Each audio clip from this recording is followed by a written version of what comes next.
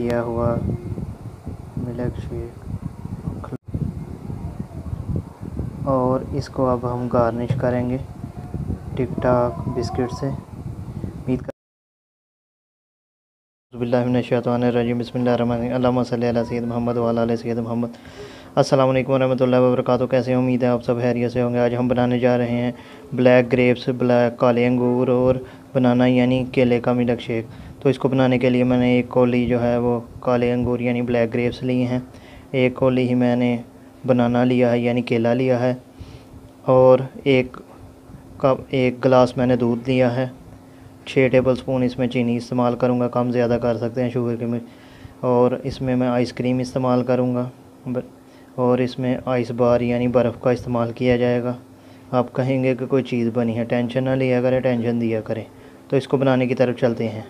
अब मैं जग लेकर सबसे पहले इसमें अंगूर 1 प्याली जो है वो शामिल कर दूँगा। उसके बाद इसमें मैं केला 1 प्याली जो है वो शामिल कर दूँगा, आप अपनी मर्ज़ी से कीजिए। उसके बाद इसमें आइसक्रीम जो है उसको शामिल कर दिया जाएगा, और इसके बाद 6 टेबल स्पून मैंने चीनी लिया, कम या ज़्यादा कर सकते हैं। दूध जो है मैंने 1 गिलास लिया है, आप इसको कम ज़्यादा कर सकते हैं, लेकिन 1 गिलास काफ़ी है, 1 गिलास की रेसिपी है ये। और आइस बार मैं इसमें शामिल कर दूँगा, आप अपनी मर्ज़ी से कीजिएगा।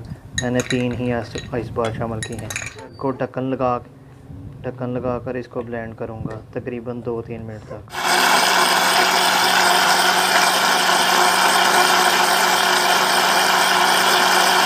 ब्लेंड किया हुआ ब्लैक ग्रेप्स और बनाना का मिल्क शेक ग्लास में शामिल करेंगे,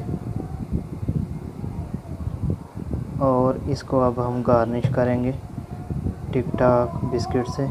आज की ये वीडियो जो पसंद आई होगी, अगर पसंद आई है इसको लाइक करें, शेयर करें, हमारे चैनल को सब्सक्राइब करें। मिलते हैं इंशाल्लाह नेक्स्ट में, तब तक के लिए इजाज़त दीजिए। अल्लाह हाफिज़।